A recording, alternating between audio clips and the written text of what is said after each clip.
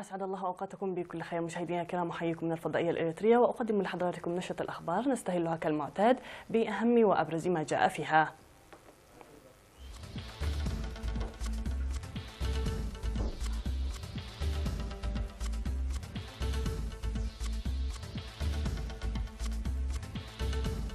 ورود برقيات التهاني بعيد الاستقلال.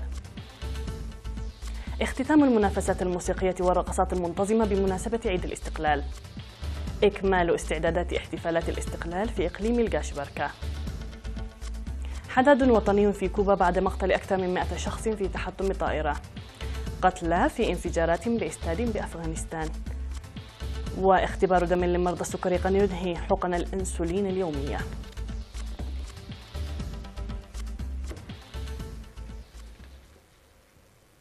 من العناوين إلى التفاصيل، أهلا بكم. بعث رئيس جمهورية تركيا رجب طيب أردوغان ورئيس جمهورية ملاوي البروفيسور بيتر موتاريكان ببرقيات تهنئة بمناسبة الذكرى 27 لاستقلال البلاد. وهنأ الرئيسان باسمهما واسم شعبيهما شعب وحكومة إريتريا بحلول عيد الاستقلال، متمنين للرئيس إسياس أفورقي موفور الصحة والسلام والازدهار للشعب الإريتري، وأكد على الاستعداد للدفع بالعلاقات الأخوية لبلديهما مع إريتريا في كافة المجالات.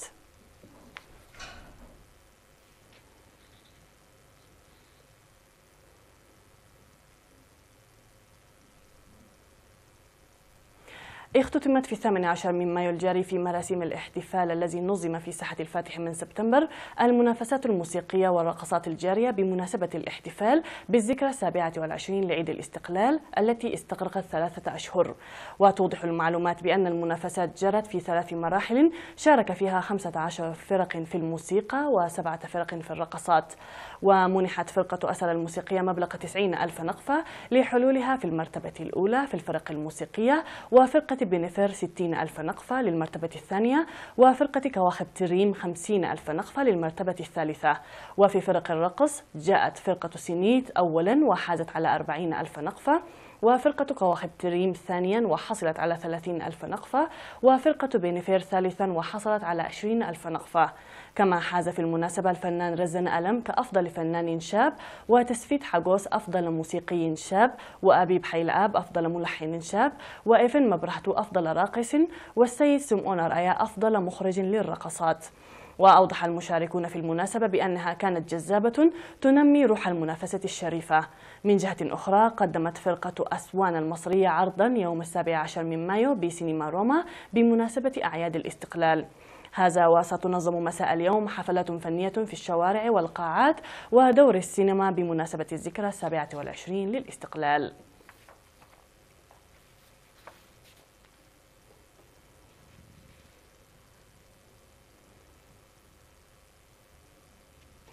اكتملت الاستعدادات التي ظلت جارية لمدة شهرين لإخراج احتفالات الاستقلال في إقليم القاشبركة بحفاوة كبيرة تحت شعار الرؤى بالعمل، وقد بدأت فعاليات الاحتفالات في عدد كبير من الضواحي. وأوضح المدير العام لقسم الثقافة والرياضة في الإقليم السيد إدريس صالح أن الاستعدادات جرت عبر لجان على مستويات الإقليم والمديريات والضواحي، مشيرا إلى أن الاحتفالات تجري من 10 من مايو في إدارات الضواحي، ومن 18 من مايو في المديريات، وفي 20 من مايو في مدينة بارونتو على مستوى الإقليم. وتشمل فعاليات احتفالات إقليم القاشبركة بعيد الاستقلال منافسات رياضية تقليدية وحديثة، وعروض ثقافية وفنية، وحفلات شعبية، وعروض الطلاب، ومسيرات للشعب والجيش، والمارشات الموسيقية.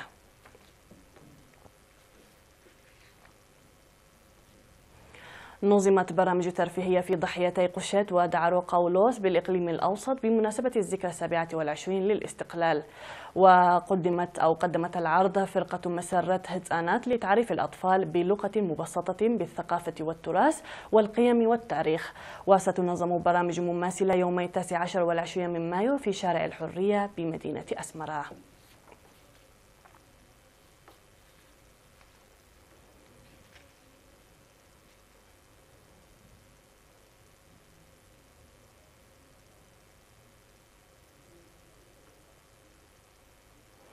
صرح المدير التنفيذي لمشروع كركبة الزراعية السيد تدس السهاية بأن المشروع وإلى جانب أعمال التنمية المروية الجارية ظل ينشط في أنشطة التشجير مانحا إياها اهتماما أكبر. وذكر السيد تدس بأن الأراضي الشاسعة التي خططت لتنميتها بواسطة برامج قصيرة وبعيدة المدى لها أهمية كبيرة لتشجير المناطق المعرضة للتعرية والهواء والشمس، موضحا منح اهتمام أكبر لهذا البرنامج.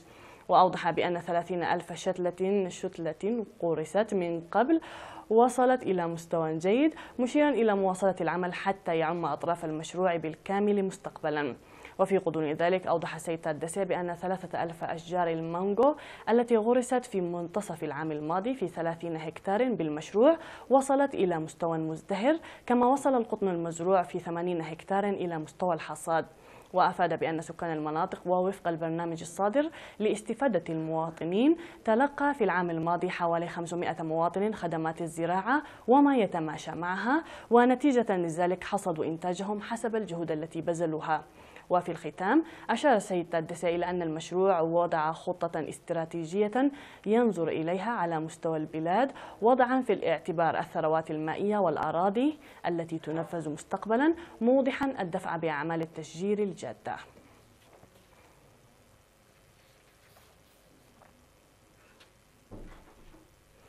تنظم أنشطة نفيرية واسعة في 19 إدارات ضواحم بمديرية ملقي لصيانة طريق ترابي وحفظ المياه وحماية التربة. ووفق المعلومات التي أدلى بها القائم بأنشطة حفظ المياه وحماية التربة في المديرية الشاب سلومون جبر مسقل، أن النفير الذي بدأ في منتصف شهر مارس الماضي يشتمل على بناء المدرجات والحواجز المائية في الأراضي الزراعية وصيانة الطرق التي كانت تعيق حركة المواصلات، وقد تم حتى الآن صيانة طرق ترابية بحوالي 53 كيلومترا.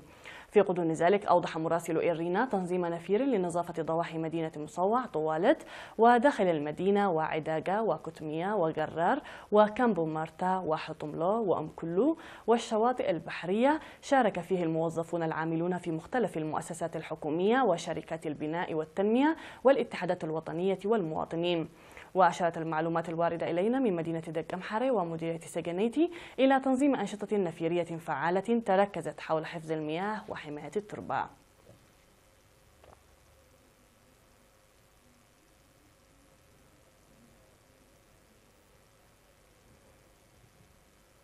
مشاهدينا الكرام، نعود مع الأنباء العالمية بعد هذا الفاصل.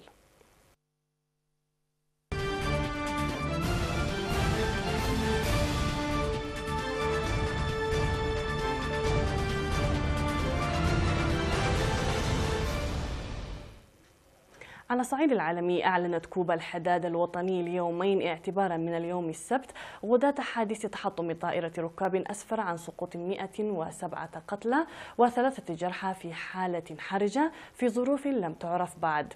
وسقطت الطائرة البيوينغ 737 فوق منطقة غير مأهولة ظهر الجمعة بعد إقلاعها تماما من هافانا متوجهة إلى هولغين في شرق كوبا، وعلى متنها 110 أشخاص.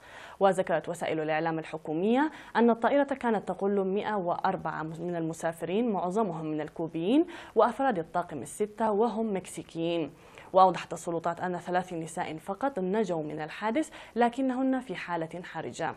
وبعد تفقده مكان سقوط الطائرة قال الرئيس الكوبي الجديد ميغيل دياز كانيل أنه سيتم إجراء كل التحقيقات اللازمة.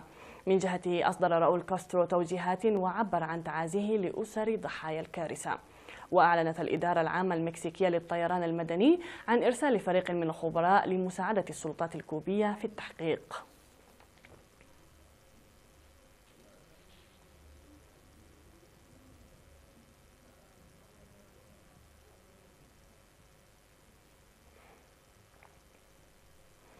قال مسؤولون إن 8 أشخاص قتلوا وأصيب العشرات إثر انفجارات في استاد رياضي في مدينة جلال آباد بشرق أفغانستان.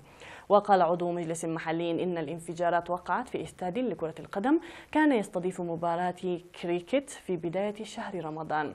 وقال المتحدث باسم حاكم إقليم نركرهار إن 8 قتلوا وأصيب 43 آخرون، فيما لا يقل عن 3 انفجارات، ولم تعلن أي جهة مسؤوليتها عن الواقعة. وشهد إقليم ننكرهار الواقع على الحدود مع باكستان تزايدا في أعمال العنف هذا العام، وعزل حاكم الإقليم من منصبه في الأسبوع الماضي بسبب التدهور الأمني في الإقليم الذي أصبح معقلا لمقاتلي تنظيم داعش ومقاتلي طالبان.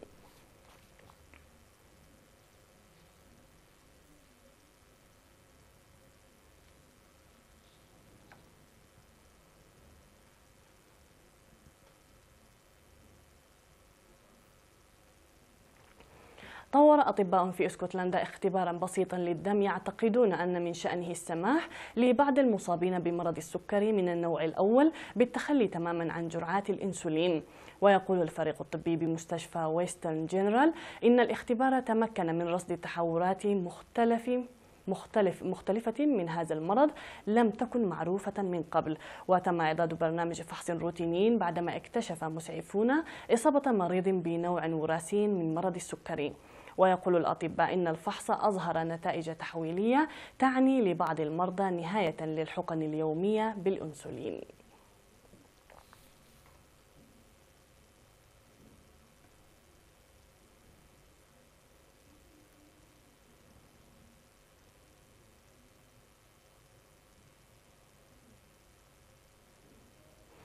قال رجل مكسيكي في مدينة سويداد خوارز الحدودية إنه يبلغ من العمر 121 عاما، مضيفا أن لديه شهادة ميلاد وبطاقة هوية تثبت صحة ذلك. ووفقا لشهادة الميلاد الخاصة به، فقد ولد مانويل غاريسا في 24 من ديسمبر عام 1896 في مدينة تلاباكويان بولاية فيراكروز. وقال غاريس إن لديه 5 أبناء من زوجته الراحلة روزا بريس، وأضاف أن لديه 15 حفيدا. وكان غاريسا يعمل طيلة 60 عاما في بلدة حيث نشأ. وخلال اليوم يحب غاريسا القيام بإطعام الطيور الداجنة التي يربيها. ويعيش الرجل المسن مع ابنته توماسا التي تقول إن أباها يتمتع بصحة جيدة لكنه يعاني من مشكلة في النظر. وأكبر عمر موثق للإنسان في العصر الحديث على الإطلاق هو 122 عاما و164 يوما. وتحمل اللقب الفرنسية جان لويز كالمون التي توفيت عام 1997.